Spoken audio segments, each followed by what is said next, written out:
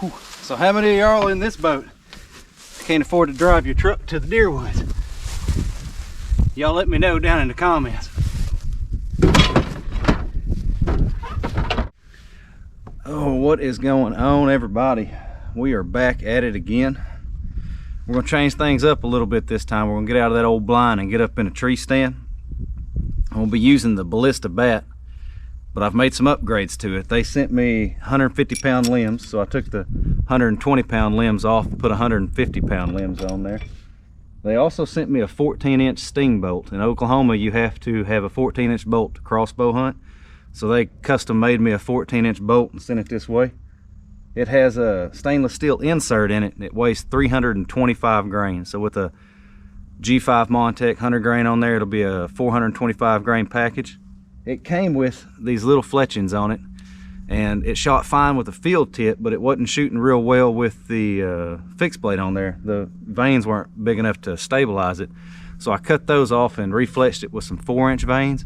Completely fixed the problem. This thing is laser guided now.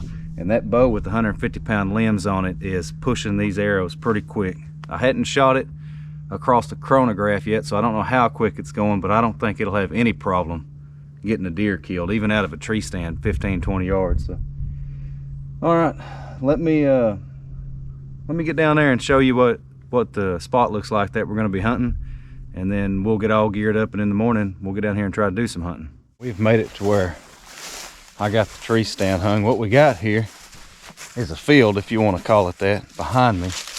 It necks down and several trails come together and go right through this little opening here. There's a thicket on one side and just a stand of boat art trees on the other. It's just kind of a natural funnel. You can see this funnels right through there. I put just a little bit of rice bran out, not to attract the deer so much because they're already coming through here, but just to give them a reason to stop so I can shoot them. And I have a tree stand sitting up in that boat art tree there. So it's about 12 yards from here to the base of the tree. So I don't know, probably don't have much more than a 20-yard shot when they come through here anywhere. I am gonna have to shoot a deer here pretty quick because I hunted with these little bows straight through muzzleloader season. Still haven't touched a gun this year, and my wife is getting on me. She says I need to put my toys down and get in the woods and get some deer killed so we can get that freezer filled up. We're still poor people around here. We live off that deer meat. Oh well, I am going to get everything ready, geared up, and I'll pick you up in the morning if a deer decides to come through.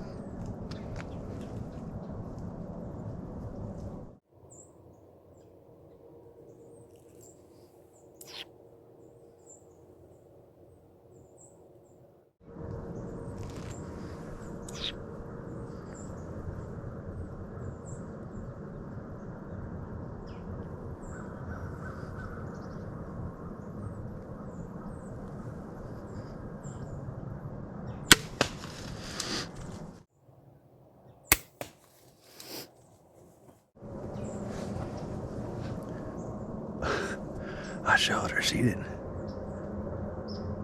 didn't give me a good shot right here close. I don't know how I hit her though. I'll have to go back and watch the video. She was about 15 yards. I heard the arrow hit her though. We'll give her a little bit. She just ran around the corner. I don't know about the shot. I didn't have a luminoc on there. We'll give it about 30 minutes and we'll go down and check things out. She was standing right in here somewhere. See? Oh, looky here. There's my arrow. That little bow shot that arrow all the way through that deer. And buried it up in the ground. Look at there. We did hit her. I'm gonna back out of here and give her a little bit of time because I don't know about the shot. I can't tell where I hit her. There's blood on the arrow, good blood. We got a clean pass through. So I'm just gonna back out, get all my stuff and give her, I'm gonna say probably 3 hours. And then we'll come back down here and see if we can find her. Well, I think I stalled about as long as I can stall. It's about 11:30, so it's been a little over 3 hours. I want to give her a little bit more time because I'm just not real sure about the shot. I didn't see where the arrow hit, and I can't tell on the camera. So I don't know if my subconscious picked something up, but I'm just not feeling real good about the shot. Even though we got blood on the arrows, I know I hit her. We got a clean pass through. Just wanted to give her plenty of time, but I'm fixing to shuck some of these clothes because it's getting hot. So I'd like to give her another hour, but if I did get her down, I'm fixing to have to take care of her because it's just getting too hot. Anyways, let me get some of these clothes shucked and we'll head down there and see if we can pick up a blood trail. All right, we've made it back out here, and the last place I seen that deer was running right around this corner. So we're gonna see if we can find some blood. It's hard to find a deer if there's no blood trail. Let me see if I can find some blood real quick, and then I'll pick you back up and we'll follow the blood trail together. It's been about 20 yards and I found the first blood. It's right there. Sure isn't much to speak of, but I see another drop there and it's heading off in this direction, so we at least have a direction to travel. Just stay on it. Here's some more right here. Up on the leaves here, our grass. I have been at it for 30 minutes and this is I probably made it 75 yards. It's been a drop here, a drop there. It's been slow. Just not real confident about that shot. We'll go slow, be patient. I'm a pretty good tracker, so being a good tracker just means having pretty good patience. Being persistent. We're gonna keep looking. Here's some more. Look here, see? This is up on the grass here. That's not discoloration of the grass, that's dried blood. See the little spot there? Some more over here, look. Right there. You just gotta keep chipping away at it. It's been about an hour and a half now. It has been tedious. We've went, I don't know, 100 yards. It has been a drop here, a drop there, little bitty spots like that. I've trailed her to the edge of this thicket. There's a creek inside there. And I'm nervous to go in there because if she's hurt, she's gonna bed down in there. And just on the other side of this thicket, about 100 yards, is the west edge of my property. And they just sold that place. The only people I don't know around here are the people that own that property. So if I bump her and she jumps across the fence, it's just over. I've lost her. So I'm gonna back out, give her a little bit more time, and then I'll ease into this thicket. It's been about another hour. I waited for a while when he got me something to drink. I've trailed her off into this thicket and she's opening up a little bit. I'm starting to get blood with bubbles in it, which, oh, I needed some sign like that. Chances are I got her lungs. She just hadn't opened up yet, so that excites me a little bit. Hey, there's a deer shed. Check that out. Cool. I'll use this to mark the last blood, and then we'll just keep easing that way. I always like to find deer sheds. but I want to find my deer. I have found her. The trail got to where she had opened up and I could follow it just walking, which gave me some confidence. And then here she is. Let's go over here and look at the shot.